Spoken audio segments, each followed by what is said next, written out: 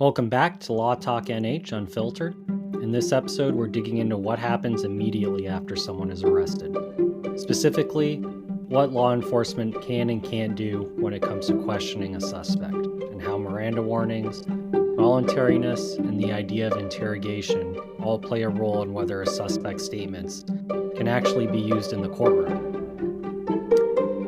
If you're a defense attorney, law student, or just someone who wants to understand how constitutional protections actually work after someone's been cuffed and placed in the back of a cruiser, this episode's for you. Let's jump right in. So, first things first, any statement a suspect makes during custodial interrogation must meet two criteria before it can be admitted into evidence. That means used in court against you at a trial. 1. The suspect must have been advised of their Miranda rights. And 2, the suspect must have knowingly, intelligently, and voluntarily waived those rights. The second part, voluntarily waived, opens a much deeper discussion that we're going to spend a lot of time on today. But to understand the stakes, we need to get into what the courts are really looking for when it comes to voluntariness. There's no single universal definition of what makes a confession voluntary, but the basic principle is this. A suspect's statement must be the product of a free and unconstrained choice, not something that was the result of threats, violence, promises, or any other kind of improper influence whatsoever. New Hampshire courts have phrased it like this. The statement must not be, quote, the product of a will overborne by police tactics or of a mind incapable of conscious choice, unquote. And here's the legal kicker. If a defendant challenges the voluntariness of their statement, the burden shifts to the state. That's the prosecutor.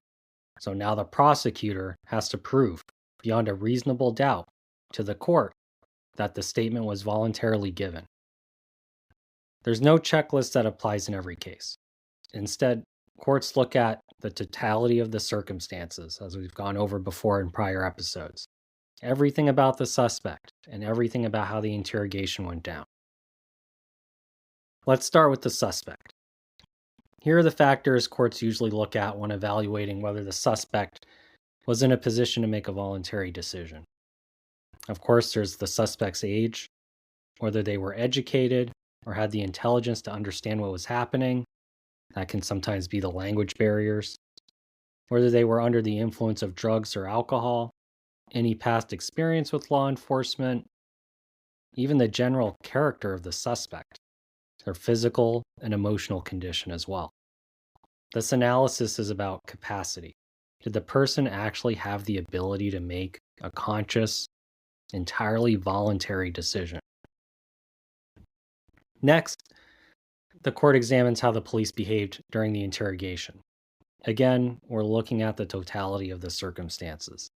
This includes things such as the tone and the tenor of the questions, whether the suspect was properly Mirandized, whether they even agreed to be questioned, how many officers were present, how long did the interview last, where did the interrogation take place, was the suspect offered food, water, were there breaks, were there bathroom breaks, or even a chance to smoke some cigarettes, whether the suspect appeared to be in control, able to say no or tell their side of the story, whether they were told and how often that they were free to leave. And then there's the issue of threats or promises. Okay. Regarding whether they're free to leave, obviously you're not free to leave if you were placed under arrest. But Miranda can apply, as we said in prior episodes, even if you're not under arrest, because things can evolve. They can become constructive arrest without an officer telling you you've been placed under arrest. If the police threaten a suspect or make direct or implied promises, the court has to evaluate whether that exerted such influence that it overbore the suspect's will. Let's be a little more specific here. If police make a promise of immunity, that means the person will be scot-free, or keep things confidential, means keep everything they say secret, and the suspect confesses based on that, that confession is automatically involuntary. A specific promise of leniency, something like, if you tell us what happened, we'll go easy on you, is treated the same as a threat of harsher punishment for remaining silent. On the other hand, a more general promise to let the prosecutor know you cooperated, or a recommendation for release on PR bail, that means without paying any money to get out on bail, that's typically not really viewed as coercive. Courts have said that encouraging someone to cooperate, or, cops sometimes say things like, help themselves out, is different from a promise of a benefit. Now let's shift gears to when Miranda actually kicks in. The Fifth Amendment to the U.S. Constitution prevents the government from using statements made during custodial interrogation unless Miranda rights were given and properly waived. So law enforcement usually needs to ask themselves, is the person in custody? So remember, once you're released from custody, Miranda does not apply anymore. And 2, are they interrogating someone?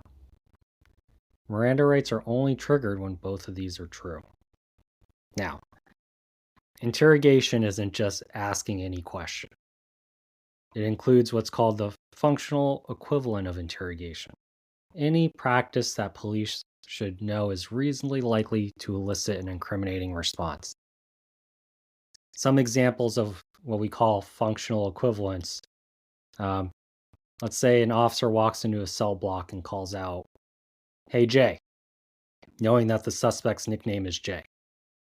If the suspect replies, that's interrogation. In one case during transport, a cop told a murder suspect that they were driving past a spot where a little girl's body was buried and that her parents deserved a Christian burial. The Supreme Court said that was absolutely interrogation, even though it wasn't in question form. The detective who says, "I can't ask you anything, but if you want to be a man and tell us where the body is," that's an interrogation. The statement itself is clearly designed to get a confession out of someone. Even in New Hampshire, our Supreme Court has said that summarizing the evidence against someone before Miranda waivers are given can create a serious risk of eliciting an incriminating response. So in general, defense attorney would move to have that evidence inadmissible in court because they're not voluntary.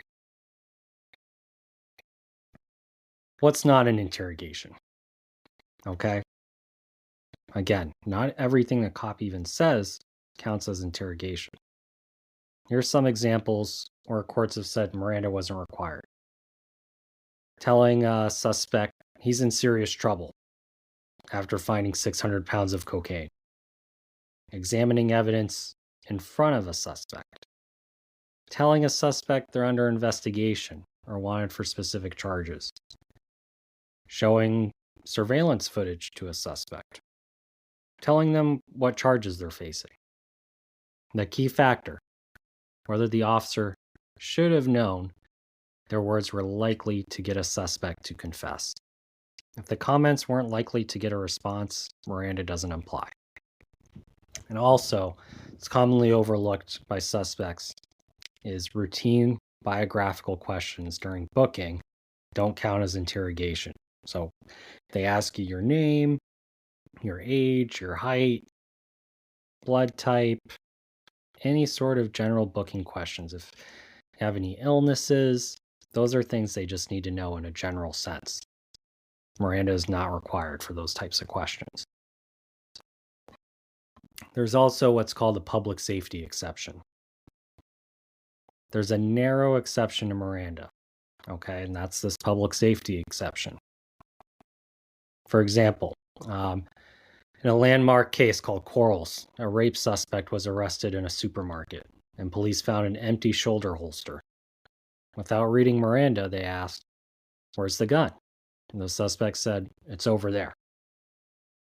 The court said that was fine. The officer's concern that someone could find the gun and hurt someone was enough to justify just skipping over Miranda. However, in New Hampshire, the New Hampshire Supreme Court hasn't actually ruled on how this exception applies under our state constitution. So officers generally need to tread carefully. But usually, if there's an immediate serious safety threat, they should give Miranda warnings if possible, but common sense dictates safety first. Miranda, voluntariness, and interrogation. These are more than just legal buzzwords. They're constitutional safeguards. And understanding how they work in real life, not just on paper, can be the difference between a confession coming into evidence or getting thrown out completely. In our next episode, we'll zoom in on first appearances in court. Until then, thanks for listening to Law Talk NH Unfiltered. If you found this helpful, share it with a friend, and don't forget to subscribe so you don't miss the next episode.